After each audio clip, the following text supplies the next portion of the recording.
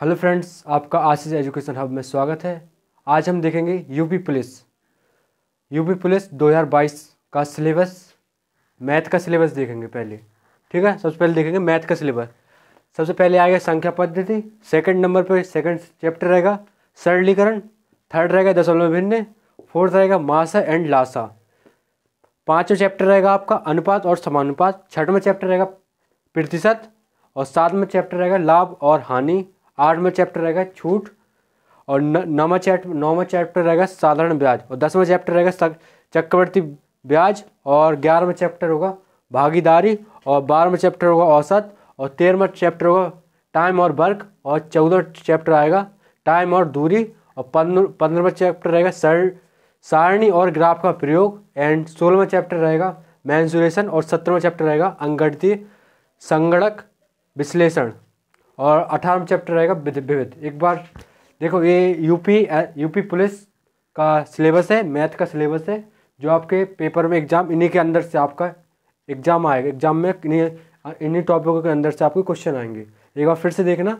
सबसे पहले रहेगा संख्या पद्धति यानी नंबर सिस्टम, फिर दूसरा रहेगा सरलीकरण यानी सिंप्लीफिकेशन, तीसरा रहेगा दशमलव भिन्न यानी डेसिमल फ्रैक्शन और चौथा रहेगा मासा एंड लासा यानी एचसीएफ एंड एलसीएफ और पांचवा रहेगा अनुपात एंड समानुपात रेशियो एंड प्रोपोर्शन और छठवां रहेगा परसेंटेज यानी प्रतिशत या परसेंटेज और सातवां रहेगा लाभ और हानि यानी प्रॉफिट एंड लॉस और आठवां रहेगा छूट एंड डिस्काउंट और नौवां चैप्टर रहेगा आपका साधारण ब्याज यानी सिंपल इंटरेंस और 10वां रहेगा चक्रवृद्धि ब्याज यानी कंपाउंड इंटरेंस और 11वां रहेगा भागीदारी या साझा यानी पार्टनरशिप और आपका 12वां चैप्टर रहेगा औसत एवरेज और 13वां चैप्टर रहेगा टाइम और वर्क यानी टाइम और वर्क एंड 14वां चैप्टर रहेगा टाइम और दूरी यानी टाइम एंड डिस्टेंस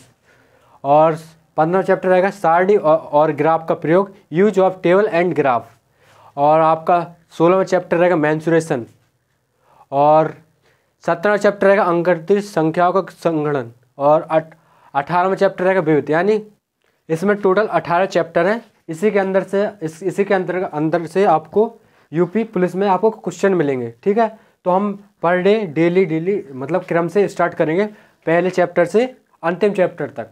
ठीक है, पर डे क्लास रहेंगी, डेली रहेगी वीडियो, पर डे आएंगी। तो आज हम सबसे पहले देखेंगे संख्या पद्धति यानी नंबर सिस्टम का आज हम बेसिक जानेंगे, बेसिक नॉलेज कि कैसे क्या है, मतलब देखेंगे चैप्टर फर्स्ट नंबर सिस्टम यानी संख्या पद्धति। ठीक है, यूपी पुलिस का चैप्टर फर्स्ट संख्या पद्धति आज स्टार्ट करेंगे। सबसे पहले देखेंगे हम बेसिक जानकारी, उसकी नंबर सिस्टम की बेसिक नॉलेज देखेंगे। सबसे पहले देखेंगे घन पूर्णांक संख्या क्या होती हैं। तो शून्य के बाद की सभी संख्या घन पूर्णांक संख्या कहलाती हैं, यानी शून्य के बाद की जितनी भी संख्या होती है घन पूर्णांक संख्या कहलाती है। और एक और इनकी परिभाषा होती है प्राकृतिक संख्याओं को घन पूर्णांक संख्या कहते हैं, यानी प्राकृतिक जितनी भी प्राकृतिक संख्या है उनको हम घन पूर्णांक संख्या कहते हैं। जैसे उदाहरण में जैसे 1 2 3 4 5 ... अनंत, यानी कि 0 को छोड़कर बाकी सभी संख्या घन पूर्णांक संख्या कहलाती है या प्राकृतिक संख्या कहलाती हैं। ठीक है, अब देखें पूर्ण संख्या, दूसरे हेडिंग देखें पूर्ण संख्या। शून्य के साथ ली गई सभी संख्या पूर्ण संख्या कहलाती है, यानी शून्य को साथ में लेकर, पहले क्या था शून्य को छोड़कर तो वो घन पूर्णांक संख्या कहलाती है। अब शून्य को लेंगे, शून्य को साथ में लेकर लिखी जाने वाली सभी संख्याओं को पूर्ण संख्या कहते हैं। पूर्ण संख्या यानी इसमें 0 आ गया, यहाँ पे आपको दिख रहा है 0 नहीं था, तो 0 को छोड़ेंगे तो कहेंगे घन पूर्णांक संख्या, और 0 ले लेंगे तो वो हो जाएंगे पूर्ण संख्या। यानी पूर्ण संख्या की परिभाषा क्या हो जाएगी, 0 को साथ में लेकर लिखी जाने वाली सभी संख्याओं को पूर्ण संख्या कहते हैं। ठीक है, अब देखेंगे ऋण पूर्णांक संख्या। तो ऋणात्मक संख्याओं को ऋण पूर्णांक संख्या कहते हैं, यानी माइनस की जितने भी संख्याओं में माइनस होगा या ऋण होगा उनको संख्याओं को हम कहते हैं ऋण पूर्णांक संख्या। जिनमें माइनस होगा जैसे ...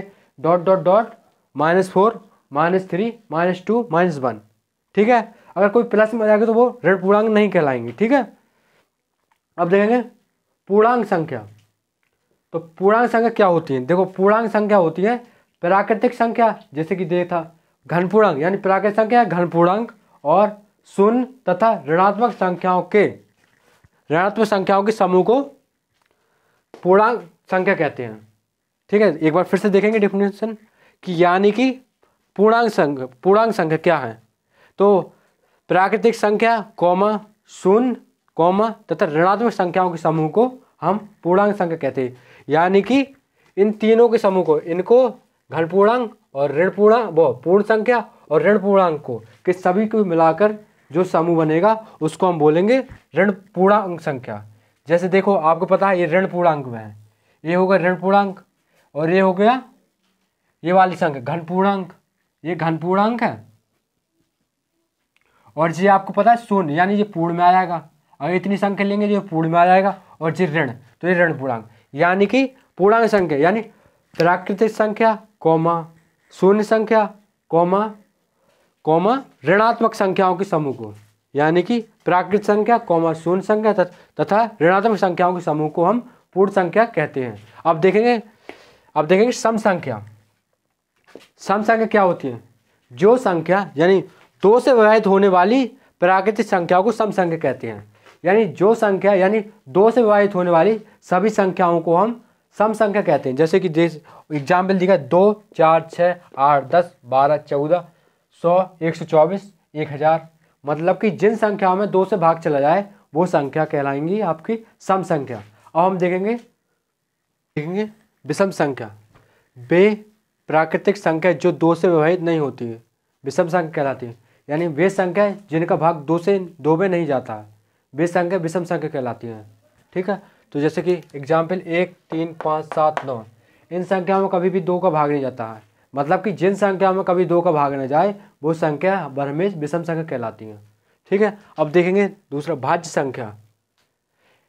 भाज्य संख्या की डेफिनेशन क्या होती है? ऐसी संख्या जो स्वयं तथा एक के अतिरिक्त अन्य किसी संख्या से विभाजित हो भाज्य संख्या कहलाती है। यानी कि ऐसी संख्या जो एक तथा स्वयं और अन्य किसी भी संख्या से विभाजित हो जाए, यानी भाग चला जाए उनमें, तो वो संख्या कहलाएंगी आपकी भाज्य संख्या। जैसे 4 है, 4 में आपको पता है 1 से भी भाग चला जाता है, 4 से भी चला जाता है और अन्य संख्या यानी 2 से भी चला जाता है। यानी कि ऐसी संख्या जिनमें एक स्वयं तथा अतिरिक्त अन्य किसी भी से भी भाग चला जाए वो संख्या भाज्य संख्या कहलाती है। अब देखेंगे अभाज्य संख्या। ऐसी संख्या जो स्वयं तथा एक के अतिरिक्त अन्य किसी भी संख्या से विभाजित ना हो अभाज्य संख्या कहलाती है। यानी कि वे संख्या जिनमें एक तथा स्वयं के अतिरिक्त और किसी भी संख्या से भाग न जाए वो संख्या कहलाएंगी अभाज्य संख्या। जैसे एग्जाम्पल देखेंगे 2, 3, 5, 7, 11, 13, 14, वो 17, सॉरी 14 नहीं 17। तो यानी 2 में आपको पता है केवल 1 से जाता भाग, ओनली 2 से, और किसी भी संख्या से भाग नहीं जाता। ऐसी 3 है, 3 में ओनली जाएगा 1 से और 3 से। इसी प्रकार से 5, 7, 11, 13 और 17 है। ठीक है, अब देखेंगे सह अभाज्य संख्या। जिन संख्याओं में एक भी उभयनिष्ठ नहीं होते हैं, यानी जिन संख्याओं में एक भी उभयनिष्ठ यानी कॉमन नहीं होते वे संख्या कहलाती है सह अभाज्य संख्या कहलाती हैं। इनका और एक मासा, इनका बरहमिश मासा 1 होता है। जैसे संख्या सह, जिनका मतलब कि जिन संख्याओं में एक भी उभयनिष्ठ नहीं होता, यानी जिन संख्याओं में एक भी कॉमन नहीं होता वे संख्या कहलाती है सह अभाज्य संख्या। जैसे कि 8, 9, 3, 7 और 5, 7 और 15, 16। इनका अगर सर आप कॉमन करोगे ना, मतलब एलसीएम लोगे तो आपको बरहमेश 1, एमसीएम मासा लोगे तो आपको बरहमेश मिलेगा 1, आंसर बरहमेश 1 आएगा।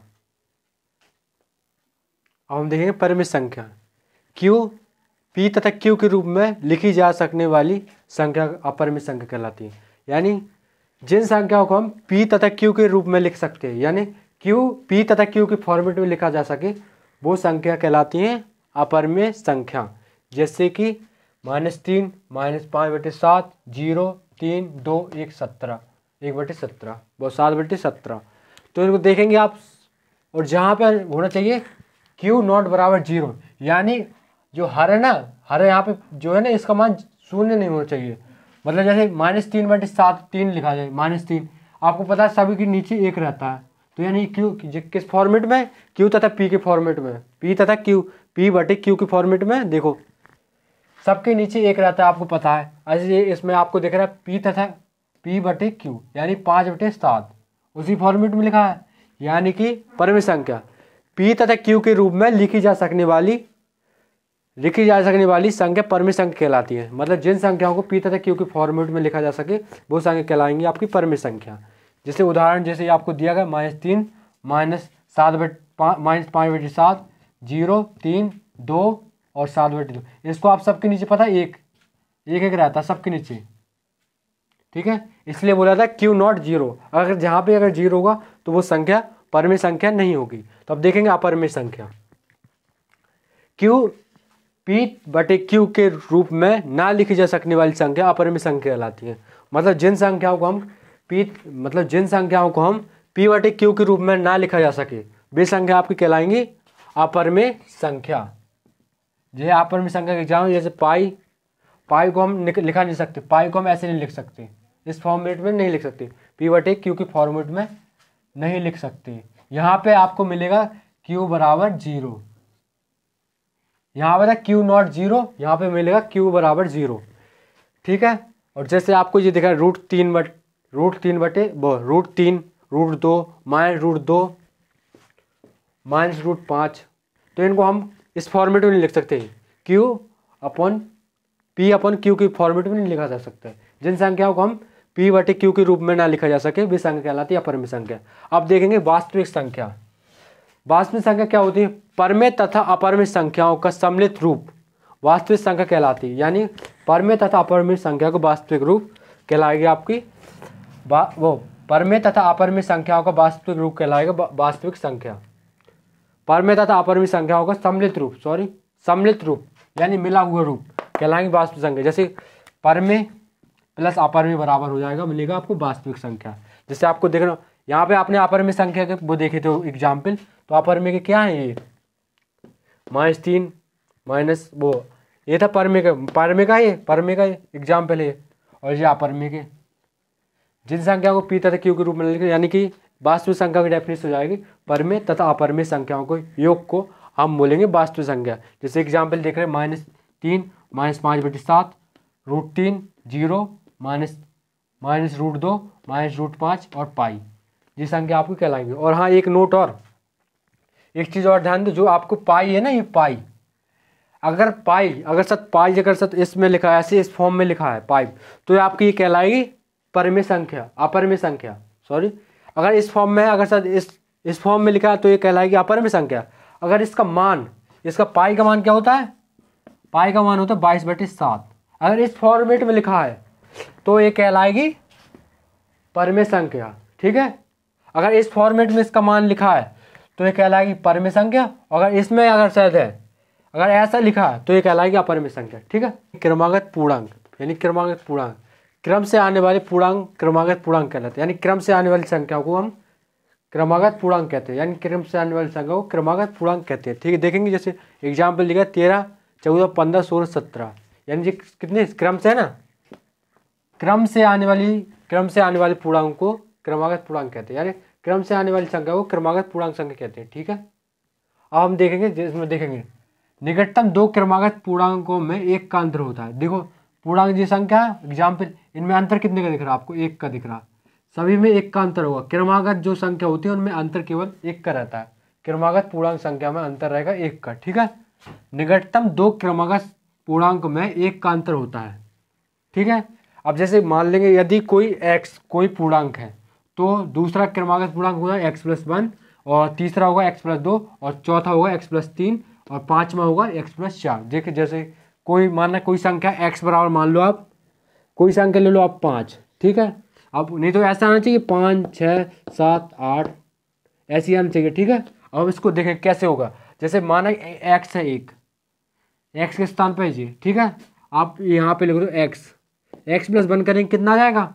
5 + 1 करोगे कितना आएगा? 6, तो ये आ गया, ठीक है। अब इसके x+2 करोगे यानी 5 + 2 करोगे कितना हो जाएगा? 7, तो ये आगे 7 आ जाएगा। अब इसी प्रकार से ये तीसरा आ गया। अब चौथा निकालना है, चौथे के लिए क्या है? x+3, तो x का 5 रखो, 5 और 3 करेंगे कितना? 8, ये 8 आ गया। अब इसी प्रकार से आगे करते तो x+4 5वां था, तो 5 + 4 बराबर 9, यहाँ पे आपका 9 आ जाएगा। इसी प्रकार से आप निकाल चाहिए x+5 कर दो यानी 5 + 5 बराबर कितना आ जाएगा? 10, तो यहाँ पर कितना आ जाएगा? 10। इसी तरह से यानी कि क्रम से आने वाले पूर्णांक संख्या को क्रमागत पूर्णांक कहते हैं। इनके बीच में अंतर केवल एक का होता है। देखो आपको अंतर कितने का दिख रहा है, 1 1 1 1 1, ठीक है। और अगर वो पूछे कि इनका मान, तो जैसे प्रथम क्रमांक पूर्णांक का मान दूसरे का निकालना तो x+1, और तीसरे निकालना x+2, और चौथा निकालना x+3, और 5 में निकालना तो x+4। अब हम देखें क्रमागत सम संख्या, यानी कि क्रम से आने वाली सम संख्या क्रमागत संख्या कहलाती है। यानी क्रम से आने वाली सम संख्याओं को हम क्रमागत सम संख्या कहते हैं। जैसे देखेंगे 22 24 26 28 30, यानी क्रम से आपको दिख रही 22 ये सम संख्या, ये 24 सम संख्या, 26 सम संख्या, 28 सम संख्या, 30 सम संख्या। तो क्रम से आने वाली सम संख्याओं को हम क्रमागत सम संख्या कहते हैं।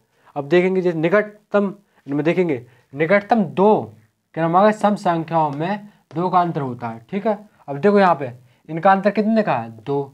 22 में 2 जोड़ोगे 24 हो जाएगा, 24 में 2 जोड़ोगे 26 हो जाएगा, 26 में 2 जोड़ोगे 28 हो जाएगा, 28 में 2 जोड़ोगे 30 हो जाएगा, ऐसे डॉट डॉट चलता रहेगा, ठीक है। तो अब देखेंगे यदि x कोई सम संख्या हो तो दूसरी क्रमागत सम संख्या x+2 होगी, और तीसरी होगी x+4, और चौथी होगी x+6, और 8 में होगी पाँच में होगी 8+x होगी। अब जैसे कोई हम x मान लें, कोई सम संख्या, जैसे सम संख्या हमारी 8 है।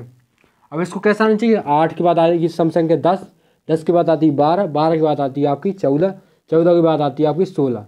इसी प्रकार से चलता रहता है क्रम, ठीक है। अब हम इसको निकालेंगे, जैसे x को इसको मान लोगे x बराबर है 8 अपना, ठीक है।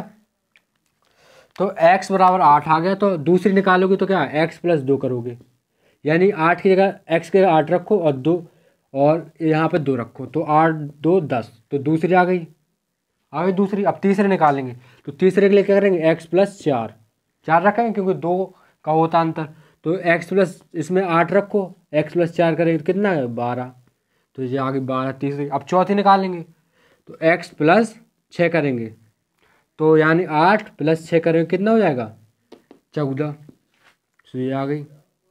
अब करेंगे x+8, तो 8 + 8 करेंगे कितना आ जाएगा 16, तो यहाँ पर कितना आएगा 16। इसी प्रकार चलता रहेगा, ठीक, क्रम से। यानी क्रम से आने वाली सम संख्याओं को क्रमागत सम संख्या कहते हैं, ठीक है। इनके निकटतम 2 क्रमागत सम संख्याओं का अंतर 2 का होता है, ठीक है। अगर साथ कोई संख्या ज्ञात करनी है, जैसे कोई बोले दूसरा क्रम कितना होगा तो x+2, और तीसरा बोले तो x+4, और चौथा बोलेगा तो x+6, और पांचवी बोलेगा x+8। इस प्रकार से आप निकाल सकते हैं क्रमागत सम संख्या। एक क्रमागत विषम संख्या, क्रम से आने वाली विषम संख्या क्रमागत विषम संख्या कहलाती है। यानी जो संख्या क्रम से विषम संख्या है उनको हम बोले क्रमागत। यानी क्रम से, क्रमागत मतलब क्या होता है क्रम से, जो संख्या क्रम से विषम संख्या है उनको हम बोलेंगे क्रमागत विषम संख्या। जैसे उदाहरण देंगे 17 19 21 23 25, ये आपको पता है 17 एक विषम संख्या है, 19 भी एक विषम संख्या, 21 भी एक विषम संख्या। यानी क्रम से आने वाली विषम संख्या को हम कहेंगे क्रमागत विषम संख्या। जैसे इनका देखेंगे निकटतम 2 क्रमागत विषम संख्याओं में अंतर 2 का होता है। बराबर निकटतम जो क्रम विषम संख्या होगी, निकटतम इनका अंतर होगा आपस में 2 का अंतर होगा। निकटतम क्रमागत विषम संख्याओं में 2 का अंतर होता है। जैसे 17 2 19, 19 2 21, 21 2 23, 23 2 25, यानी 2 का अंतर दिख रहा है, ठीक है। यदि x कोई विषम संख्या हो तो दूसरी क्रमागत विषम संख्या होगी x+2, तीसरी हो गई x+4, चौथी होगी आपको पता है x+6, पांचवी होगी x+8। देखेंगे जैसे कोई विषम संख्या मान लेंगे, जैसे कि एक कोई विषम संख्या मान लो, जैसे अपनी 3 एक विषम संख्या। अब इसका क्रम कैसे चलना चाहिए, अगर चली गई तो 3 के बाद आती है 5, 5 के बाद आती है आपकी कितनी, 5 के बाद आती है आपकी 7, 7 के बाद आती है आपकी 9, 9 के बाद आती है 11, इसी तरह चलती रहती है, ठीक है। अगर यहाँ पे आप इसको x मान लो, यदि कोई x विषम संख्या है, यानी 3 एक विषम संख्या है, आपको दूसरी संख्या ज्ञात करनी है तो क्या करोगे x+2 करोगे, तो 3 + 2 करोगे कितना आ जाएगा 5, तो दूसरा नंबर आ गया। अब तीसरा निकालना है तो x प्लस आप करोगे 4, तो 3 + 4 बराबर कितना हो जाएगा 7। इसी प्रकार सब चौथी निकालना तो x+6 करोगे आप, तो x+6 करोगे तो कितना है 3 + 6 बराबर आ जाएगी 9। अब करोगे, अब चौथी निकालना तो x प्लस क्या करोगे 8, नहीं 5 भी निकालना तो x+8 करोगे, तो x के 3 रखेंगे और +8 करेंगे तो कितना आ जाएगा 8 3 आ जाएगा 11, आ गया। इसी प्रकार से हम निकाल सकते हैं क्रमागत विषम संख्या। और आपको अगर वीडियो अच्छी लगी हो तो वीडियो को शेयर करें, अपने दोस्तों को ज़्यादा से ज़्यादा शेयर करें। और अगर सर आप हमारे व्हाट्सएप ग्रुप में जुड़ना चाहते हैं तो उसका लिंक डिस्क्रिप्शन में आप जुड़ सकते हैं। ठीक है, और हमारे चैनल को सब्सक्राइब करें और हमारा सपोर्ट करें।